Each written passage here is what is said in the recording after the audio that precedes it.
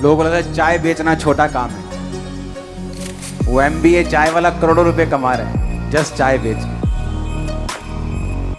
मैंने लोग आपसे ये बात तब की बोली जब वो दोस्तों, बाइबल में नीति वचन 1 अध्याय उसकी 5 से 7 में लिखा है कि बुद्धिमान सुनकर अपनी विद्या बढ़ाए और समझदार बुद्धि का उपदेश पाए, जिससे वे नीति वचनों और दृष्टांत को और बुद्धिमानों के वचनों और उनके रहस्यों को समझें।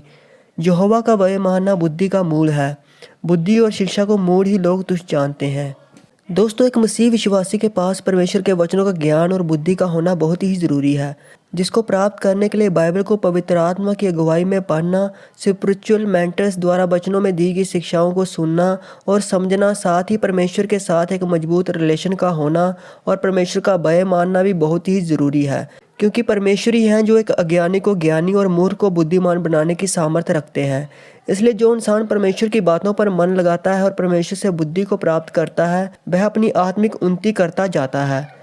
दोस्तों, आप सभी जानते ही हैं कि हमारे स्पिरिचुअल मेंटर अपोस्टल अंकुर नरोला जी परमेश्वर के अनुग्रह से कई बार हमें मोटिवेट करने के लिए कुछ शख्सियतों की एग्जाम्पल देकर हमें परमेश्वर के वचनों की गहरी बातों को समझाते हैं, जिससे हमें समझने में आसानी हो और हमें प्रेरणा भी मिले। और हाल ही में उन्होंने एक लड़के की एग्जाम्पल देकर समझाया, जिसके बारे में शायद आप सभी जानते ही होंगे, जिसका नाम है प्रफुल्ल बिलोरे, जिसे MBA चाय वाला के नाम से भी जाना जाता है, जो कि चाय के बिजनेस से करोड़पति बने और वह काफ़ी सुर्खियों में भी रहे। तो चलिए दोस्तों, जानते हैं कि अपोस्टल जी ने के बारे में क्या बोला। जो कोई काम खासकर फाइनेंस से रिलेटेड, अपने बिजनेस से रिलेटेड आप करना चाहते हैं, आपको हरी झंडी देता है खुदाबंद करने के लिए। आपको मालूम होगा कि आप जीवित चर्च के नीचे हैं, आपको मालूम हो जाएगा कि आपके साथ परमेश्वर का आत्मा बात कर रहा है।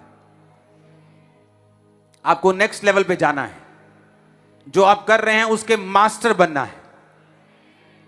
लोगों को लगता है चाय बेचना छोटा काम है। वो MBA चाय वाला करोड़ों रुपए कमा रहे हैं जस्ट चाय बेच के। मैंने लोग आपसे ये बात तब की बोली जब वो आया भी नहीं था चाय के धंधे में। मैंने को बोला कोई काम छोटा नहीं। तो दोस्तों, आपको यह वीडियो कैसी लगी आप हमें कमेंट सेक्शन में जरूर बताएं। परमेश्वर आप सभी को आशीष दे।